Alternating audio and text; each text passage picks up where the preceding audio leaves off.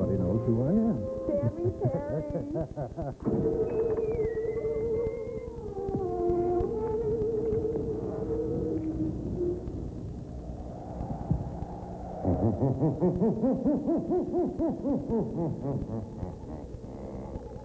Good evening. I am delighted you could be here this evening. And as hostess, we're going to have a very good friend of mine who should be walking in by now. And here she is, Miss Wilhelmina. That was a very hectic 2 weeks because Art Hook was the program director, and he purchased just as soon as it came on the market, he purchased what they call the shock package of movies. And this was the old original horror movies, the Karloffs and the Bela Lugosi's and the Mummy and the Frankensteins, the Wolfman and so on. And the day that they signed the contract and mailed it back to Hollywood, Bernie Sowers, who was just a salesman then, he later ended up owning part of the station and doing all sorts of things, but he went out and he came back in that afternoon and he says, hey, I just sold a half sponsorship of Shock Theater. It goes on the air in 2 weeks. We didn't have a complete list of the titles. We had absolutely no artwork, no pictures, no storylines, no nothing. And at that time, there were only about 30 of us in the station. So we were all doing many different things, and I was a producer, director, announcer, and I was doing all the on-the-air promotion. And the fellow who was doing Noah Miller, who, God rest his soul, has been dead for a number of years now, but he was doing the print. I put a voice with some music for the promotions, and as soon as I finished the tape, and all we had then was audio tape. There was no videotape then.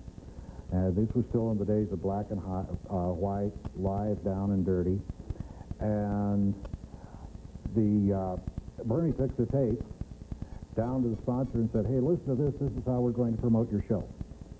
The sponsor takes one listen to it, and he says, I want him to introduce my commercials. Oh, fine. By this time, there was only about 10 days left before the first show. And we didn't have a name, we didn't have a character, we didn't have a show. So we threw it together. Bernie's wife, Lou, sewed my first cowl. I had a black windbreaker that I put on backwards. And we had a great big coffee table that was, oh, it looked horrible. But it was a great big coffee table that we put down on the floor. We had a broken lamp in the form of a rooster, and that was on the center of the table. And then we took some lath and made a picture window frame behind me. I sat on the floor with my legs underneath the table, and that's how we did the first shows for, a number of weeks. And of course, by that time, we came up to about we were, 3-4 days before airtime. Still didn't have a name. We kept talking about it, and one thing and another, and finally we came up with Sammy Terry. The name for the show was easy, Shock Theater, because it was a shock package. And so we came in, and Art Hook, who was program director, he had done some things with theater, makeup, and so on, so he spent hours in here in the studio doing makeup on my face, trying to come up with some kind of a face that, and none of them would look right on camera. Finally, we got things down to the day before we went on the air, but we still didn't have a script. And so the way we did the script was that I came on. It was easy to introduce the movie.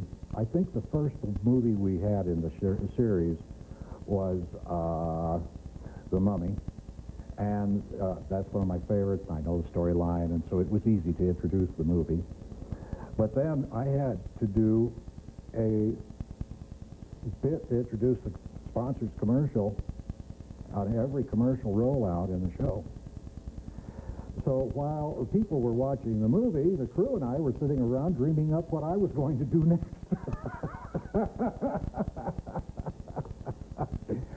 And that's the way that's the way the show got started. And it went for, several weeks, and finally got around to the point where, I guess it was about, maybe 3 months later, after the show had been on the air, that finally got around to having a written script with cue cards and all of that kind of thing. But up until then, it was strictly ad-lib, literally off the seat of my pants on the floor with my legs under the table. And I can't remember how long it was before we finally got a coffin and actually had a set.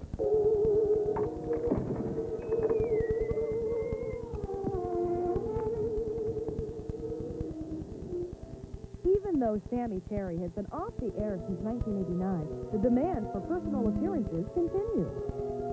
I have on my desk at the store right now, I have a note that I've got to call a lady Monday and tell her that I no longer do birthday parties.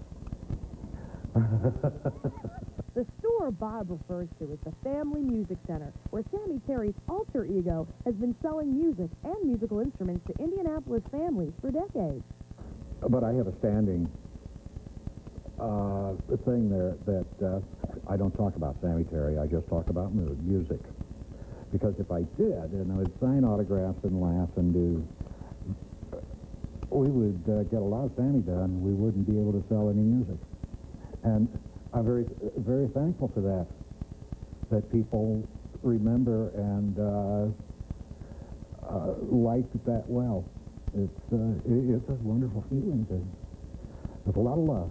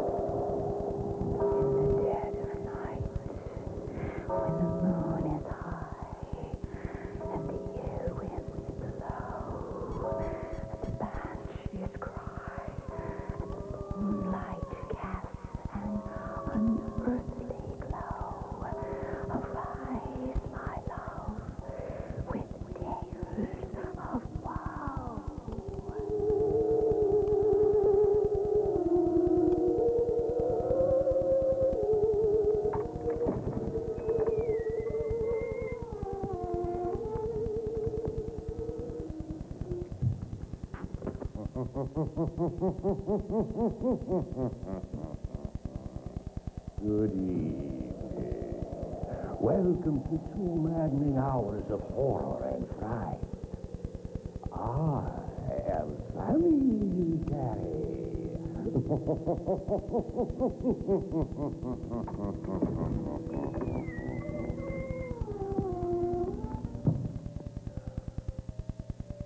Every night is forbidding and black. The long, dark shadows set apart from the rest of the inky night by silvery pools of light from the cold, frosty-looking moon. And on certain evenings such as this, your mind can stray from the path of reality and lead you into a maze of suspicion and fear. For behind every bush and tree, hiding in the haze and huge shadows, a fiendish maniac is waiting just for you. He'll pounce on you out of nowhere and with insane fury ravage you, while a twinkling star in the heavens appears to be coming closer and closer. It isn't a star, it isn't an airplane, no, it's not a comet or a meteor. It might be a UFO from outer space bent on destroying you. You run madly home, pursued by these treacherous demons of the imagination. And when you're safe inside, You're afraid to take a drink because a deadly virus may be in the water. So hide back in the farthest corner of the couch and turn on the TV.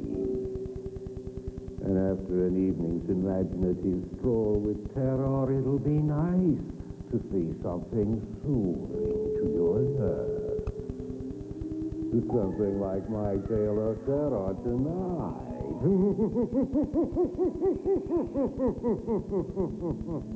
One of the very first days, I was so excited. Two of the very first things I did